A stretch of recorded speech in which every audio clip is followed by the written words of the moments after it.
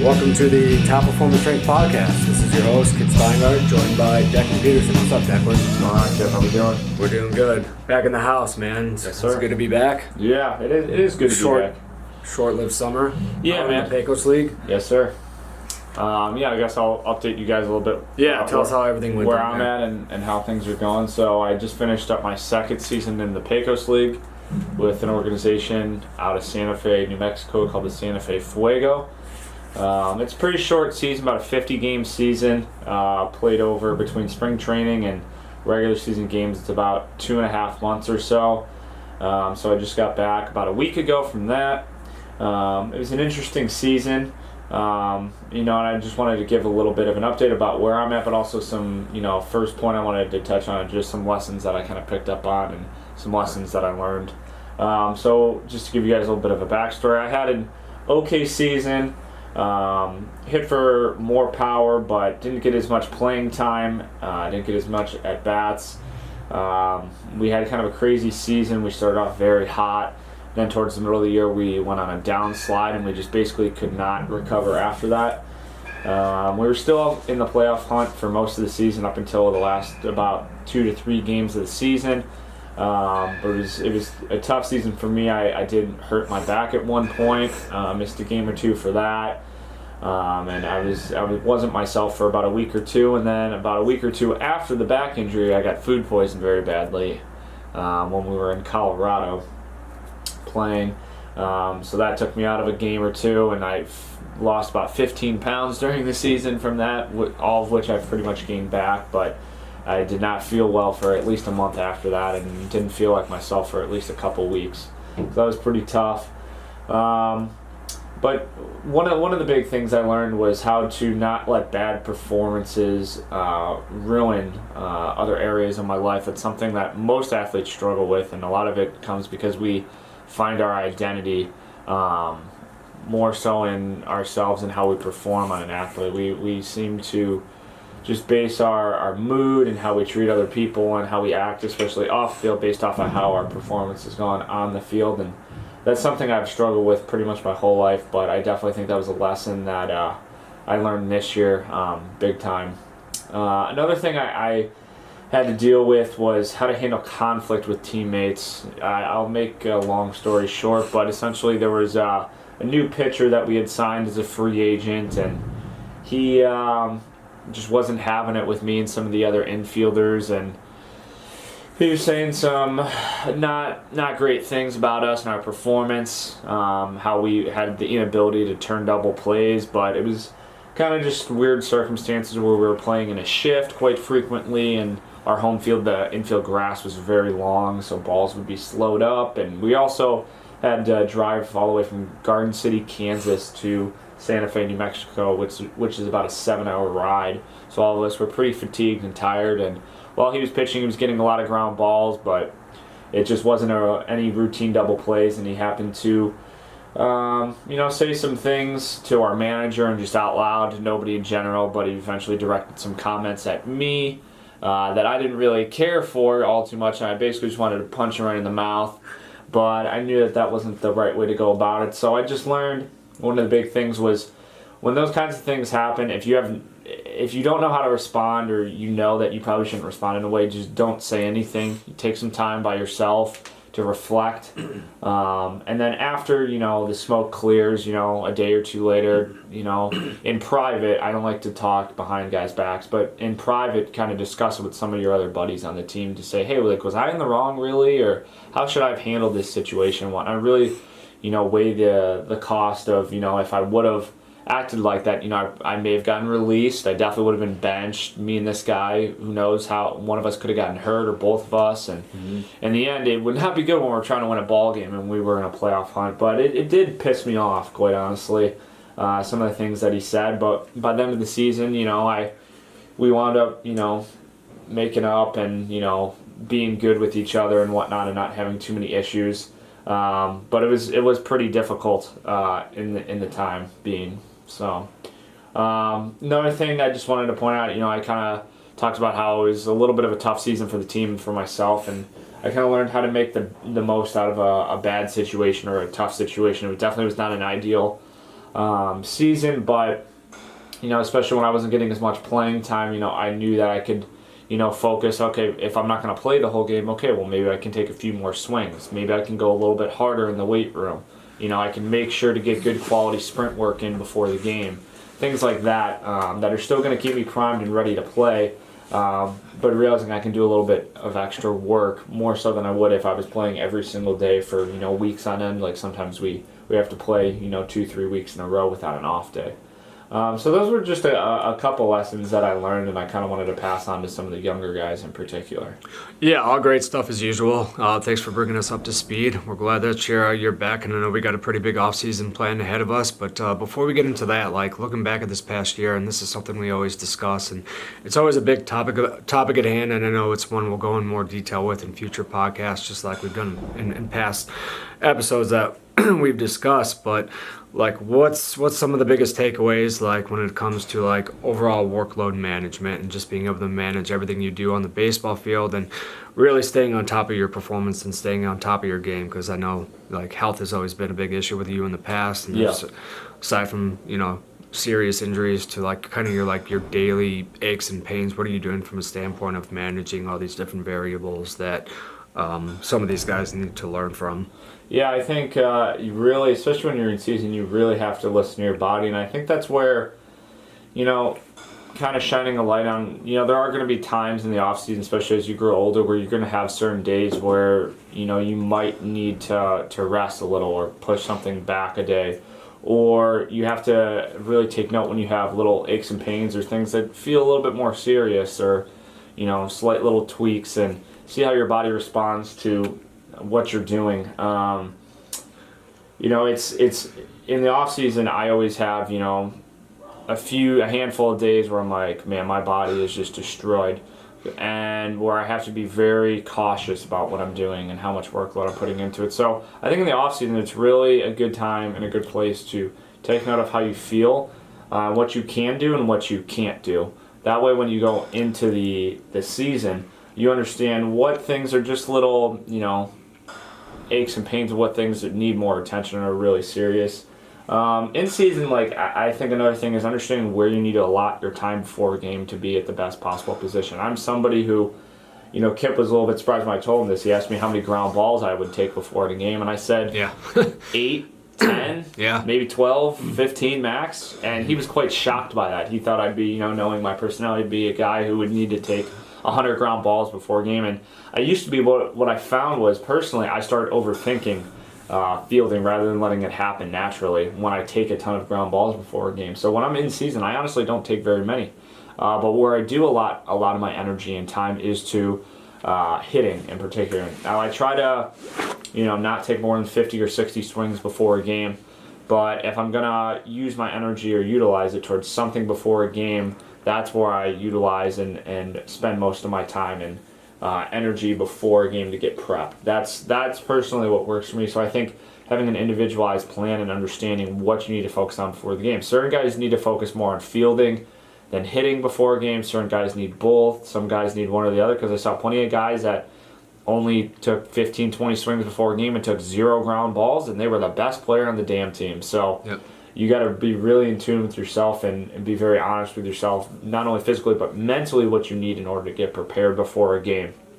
I think also working with you and Dr. David Fu just on different things in terms of tissue quality, movement prep, postural restoration institute, PRI resets, things along those lines, breathing and reset drills that help me get to a good spot where I can get rid of some of my aches and pains that are a little bit alarming sometimes.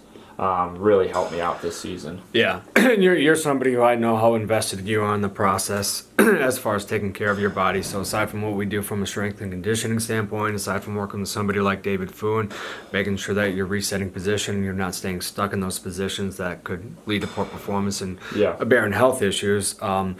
As far as like being invested in the whole process, like what other I know you've sought out other professionals in the past, but especially like that's going to become even more prevalent when you're on the road, and you know the territory a little bit better because that was your second season playing out that way. But like, who else did you work with hand in hand to ensure that you were coming as close to 100% and getting game ready? Yeah, I think a lot of that I kind of took care of this offseason and talking with guys like yourself or Dr. Fu and understanding what I needed to do because there are certain times where you're in a small town or you're in an area where you can't find somebody to help you get back to 100%. But having the tools and resources and knowledge of understanding how I can care for myself in order to get there was really helpful. I did work with once or twice I went to a manual therapist and physical therapist down in Santa Fe in our hometown. But outside of that, some of the towns, they don't even have like a physical or manual therapist that you had access to while you were there for, a 3 or 4 game set. So I think a lot of that, if you can gain more knowledge in how to care for yourself and treat little nagging aches and pains in the off season, that way once you get in season, you don't have to spend not only money but time and possibly negatively impacting your performance because you do know how to care for yourself. I think that's invaluable. And it's something that more athletes need to be more in tune with because even when you do go to, professionals, they're sometimes not going to 100% fix you. But if you can learn how to get yourself to the best state possible for the game, man, I mean, that's really going to take your performance to the next level. That way you don't have to sacrifice, any performance based off of how you feel or different issues that you're dealing with. Yeah, and this is pretty much a topic that we've exhausted, but I really don't think that you can delve into this topic too much because I know how important it is, and we didn't even touch on the importance of like things like hydration and nutrition and ensuring that body weight is normalized, or even the importance of sleep, which I know it's incredibly difficult to get on a consistent sleep schedule, especially when you said you are traveling 7 to 8, 9+ hours. And when you're on the road for 2 to 3 weeks at a time, and you're in the car for God knows how many hours a day traveling from ballpark to ballpark or state to state. So can you kind of touch on that a little bit in terms of what you found worked for you? Yeah, man. I mean, gosh. Probably are things to avoid too. It's like we know how prevalent things like alcohol and tobacco and nicotine are, especially in the baseball community. And of course, those things are no good for your health, but. Yeah, I mean, it's definitely difficult, and it's hard when you're going between different time zones. Like our league is based within West Coast time, Central time, and Mountain time. So you get 3 different time zones that you have to travel between sometimes. And it's very difficult. I mean, we had one time where we left 5 in the morning. We were on like 2.5 hours of sleep, and we lost an hour. Had to drive 10 hours and play a doubleheader. Oh. I mean, how is that optimal for performance? So I mean, it's not at all. I mean. I think caffeine definitely helps in times when you can't get sleep. For me, I try to get at least 9 to 10 hours of sleep a night. That's what I need, especially in season, to be at my best. But in a pinch, in moderation, caffeine can really go a long way. I highly recommend coffee and tea in particular.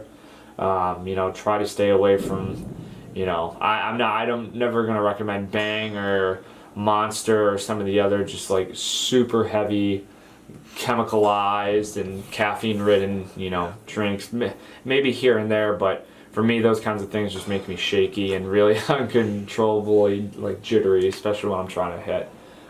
So that is really important. I mean, I don't know. You just got to do your best, and also not get too much in your head because there are going to be certain games where you're only going to be able to get 3, 4, 5 hours of sleep, and you got to go out and perform. You have a job to do, and if you don't do well, then maybe your butt's on the bench the next day. So you can't get too caught up in if you don't have the most optimal sleep or nutrition when you're on the road. Sometimes it just is what it is, but you just have to make a concerted effort to do your best. Yeah, it's never going to be a perfect scenario by any never. means, right? And that's probably all the more motivating factor to get the hell out of Dodge and continue to continue to work as hard as you do, so you can get out of the Pecos sleeve and move on to the next level, and keep progressing in levels until you eventually you get to that point where you want to play at the big league level. Yeah. But all right, anything else you want to elaborate on there? I think man. I think that's pretty good for let's shift gears here then. Now that we're pretty much full off-season mode, we just started our new training program this past week. Let's talk about off-season planning and preparing and kind of what the focus is going to be going forward right now, and just some things we discussed over this past week to make sure that we're getting you ready for the next season, whenever that is. Yeah, man. So as of right now, I'm going into an off season, at least for the next few months, before I might try to possibly play winter ball somewhere. For right now, the main focus is really building upon my strength base. I did lose a little bit of strength in certain areas, but I have a lot of strength gains still to make. So we're lifting 4 days a week, 2 lower, 2 upper days, supplementing with on my upper days with medicine ball work, and on my lower days plyometrics and sprint work. We're pulling back a little bit in terms of sprint volume. So usually in off seasons in the past, we would do a 5-day split between lower upper multi-directional speed. It's very similar, but I want to allot a little bit more time and energy to building strength and really making some strength gains, especially since I'm not sure when my next season is going to be. And I can also allot a little bit more time because I'm making some swing adjustments. So just saving some adaptation energy for elsewhere, especially I think strength might be an area where I need to tap into for the next few months, where I need to consider a little bit more effort. And by pulling back just a little bit, we can make hopefully a little bit more gains on some other areas and some other fronts that we need to focus on. Okay. Yeah. So from there, the off season, it's going to be interesting. Like I said, I'm not exactly sure what's going to happen next. I'm hoping that I don't have to go back to the same league. I probably will not be going back to the same team. Not many of us will be returning back to Santa Fe, and it'll be a different manager. And wasn't the greatest experience this year for a lot of reasons. So if I do go back, I will be trying to play with a different team, one of my buddies, who's a manager in that league. So we'll see what happens, but I'm hoping to move up to the Frontier or Pioneer League for next year. I would like to try to play winter ball. Yeah. I have thought about going down to Florida. I've talked to some other buddies that have connections in either Texas or California. And that would probably be somewhere around November or December, but don't really know. If not, then, there are, tryouts that will start happening around January or February, and definitely March and April will be heavy. Yeah. But we'll see kind of how things play out and where I'll be going next. So we this offseason we kind of want to fast track your progress. I know, having trained you for the last 5 or 6 years now, that you're far more advanced in your training, and we could definitely get the ball rolling to more advanced levels of training. But you had mentioned that if you're going to go out and play winter ball, whether it's going to be down in Florida or Texas or somewhere else, come, I'm assuming January, February, is going to be our timetable. That still gives us, a solid 4 to 5 months of training this offseason, as opposed to last offseason where it was like 9, maybe even 10 months before you actually went back out to New Mexico at the end of May. And it's like it kind of came to a point where it's like that dragged on a little bit too much. Oh, yeah. I know one of the big things that you had mentioned this past season out in New Mexico was that you had like limited at bats, not many, but limited bats compared to the previous season, right? What did you have, about 115, 120 or so? Yeah. I think last year I had about 150. This year I had about 105, 110. So that's probably one of the biggest things for you going into this off season, just focusing more on seeing live ABs. Yeah, it's very tough. Kind of do that. Yeah, it's tough. I do know a good amount of indie ball and minor league guys in our area, but it is very tough, and I just feel like I need some more games under my belt in order to get ready. Last year was great. I needed to focus on some things, and I definitely improved in terms of, power and whatnot, consistency of power. But in terms of like playing in game, last year was different because I had just finished my college season in May, and then I was home for about a week and a half, and I went down for spring training, and then season started. So I was fresh. I was just coming off like a 35-game season in college, so I was firing on all cylinders. This year, I started going to tryouts like the beginning of April, so I had a good 8-9 months where I literally was just straight training. Yeah, I was getting live at-bats here and there when pitchers were ramping up and whatnot, but I didn't have any in-game action until then. Then when the season came, I played fine, especially starting off the first 15, 20 games. I was playing great, but I didn't feel as sharp defensively. I didn't feel like I did the year before. So I feel like this offseason I need to have some sort of, work, definitely in-game action in, the late winter going into the early spring before the season does start. Depending upon what league I go to, it'll more than likely be sometime in May. Yeah. So I need a little bit more in-game action just leading up to that. Yeah, especially in this area that we live in. We don't get a lot of you pro guys around here, so it's tough to find guys that can throw you live AB unless it's some of the college guys that are coming home during Thanksgiving and winter break, but that's also very short-lived. So You want to make sure that you're seeing pitches, and like you said, making sure that you're firing on all cylinders by the time the tryouts do come around. 100%, yeah. Yeah. All right. Well, we're gonna keep it short and sweet today. I think this was a pretty good podcast just to get everybody up to speed as far as where you are in your progression and kind of what the goals are going forward and looking into the off season. Our plan is to put out a podcast at least once a week going forward between myself and you, and we're gonna get Ace on board, and we're gonna discuss all things as it relates to off season planning and preparation and strength and conditioning, physical preparation, the baseball side of things, pretty much everything we need to do to get our players fully prepared and ready for the next season to come. So thanks for coming on board today. 100%. We'll be back next week with the Top Performance Strength Podcast.